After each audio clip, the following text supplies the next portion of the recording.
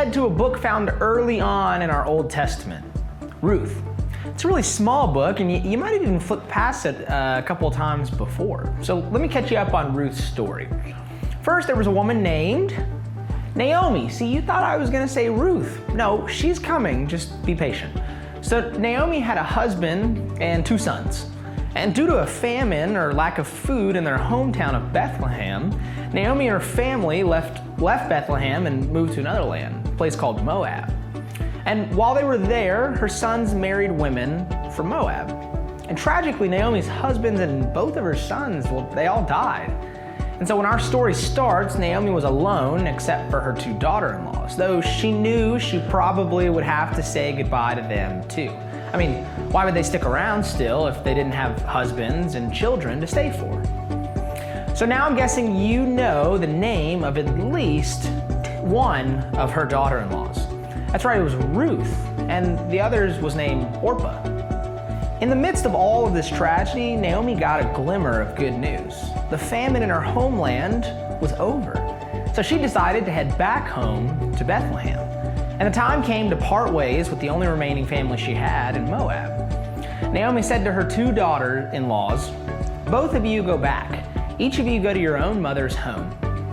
You were kind to your husbands who have died. You've also been kind to me. So may the Lord be just as kind to you." See, Naomi knew they still had a chance at a good life, a fresh start. And if they just started over in Moab. Orpah agreed with Naomi and went back home. But listen to what Ruth said.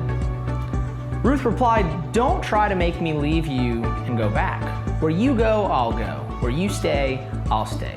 Your people will be my people. Your God will be my God."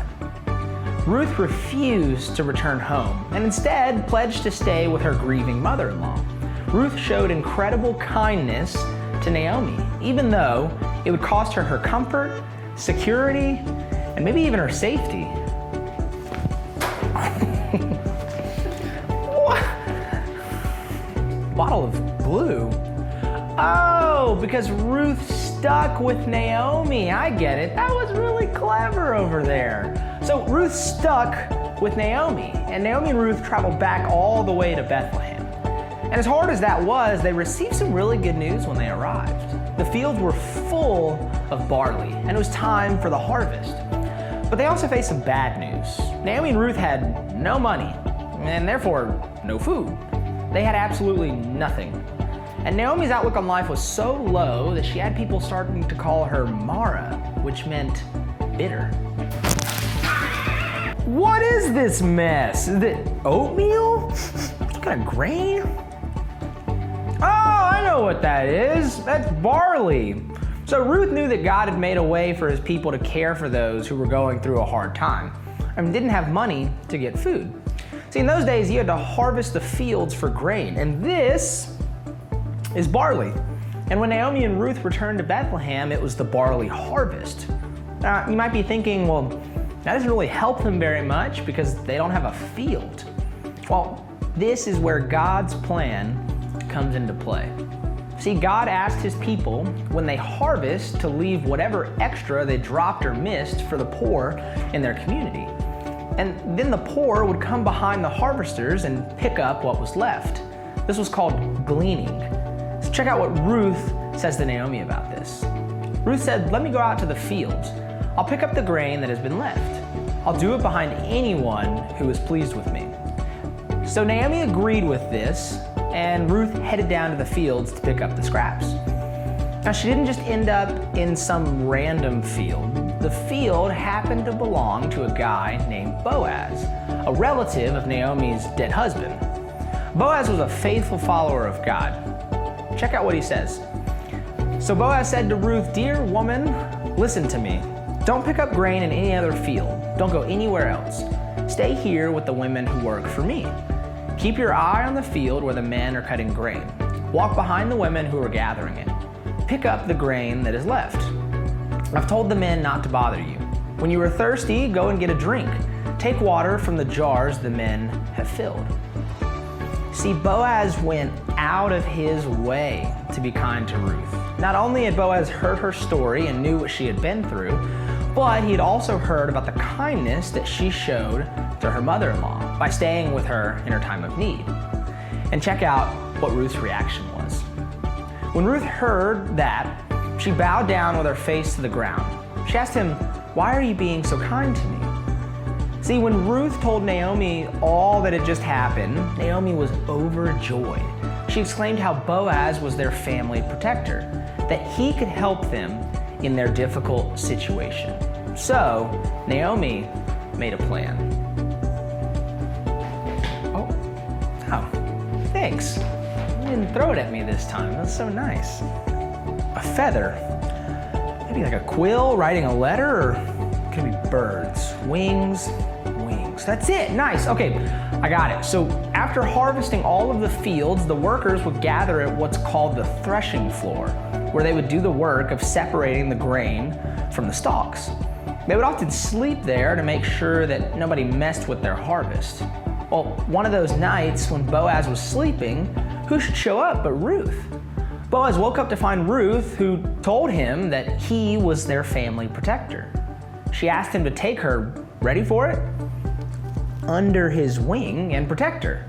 Now, what was amazing about this is this was what Boaz had said during this first meeting. He told her, "May God take you under his wing," and now Ruth was saying, "You are the way that God is going to do that." So look at how Boaz responded. "Dear woman, don't be afraid. I'll do for you everything you ask. All the people of my town know that you are an excellent woman." So Boaz again responded in kindness to Ruth. But there was still one problem. See, in that culture, it was the obligation of the nearest relative, the closest family protector, to help out desperate family members first. And Boaz was not Ruth's closest family member. There was someone who was closer, someone who had that responsibility. So Boaz pledged to go and talk to this family member and see if they would step up and fulfill their role.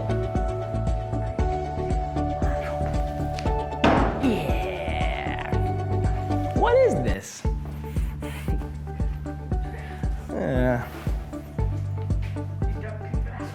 Oh, okay, this is a stumper. No, it's not. That's brilliant. Okay, on to our final scene. So the next day, Boaz headed to the city gates and found the family member who was the closest protector.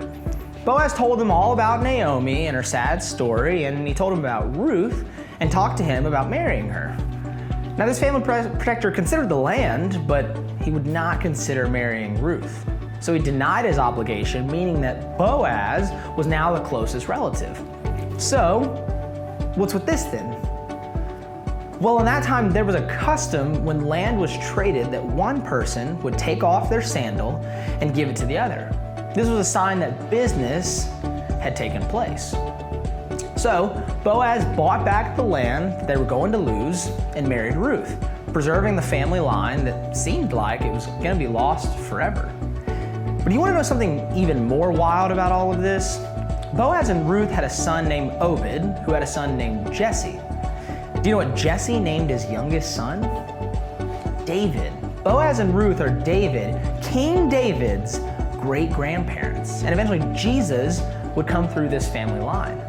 See, I love this story because it's so easy to see the impact that kindness, true kindness, can make. But it's also important to see that true kindness might also cost us something. Think about it. The easy choice for Ruth would have been to go back to Moab and start back over again. But instead, she stuck to Naomi and went with her instead. Boaz could have also only cared about the dollar signs he would lose by letting the poor have the loose grain. Where'd it go? No more. But he went above and beyond, allowing Ruth to pick grain from the field, giving her more than she asked for, and protecting her while she provided for Naomi. And then he eventually bought back the family land and married Ruth. And let's not forget God's role in all of this. See, God cared for the poor among his people through the gleaning in the field.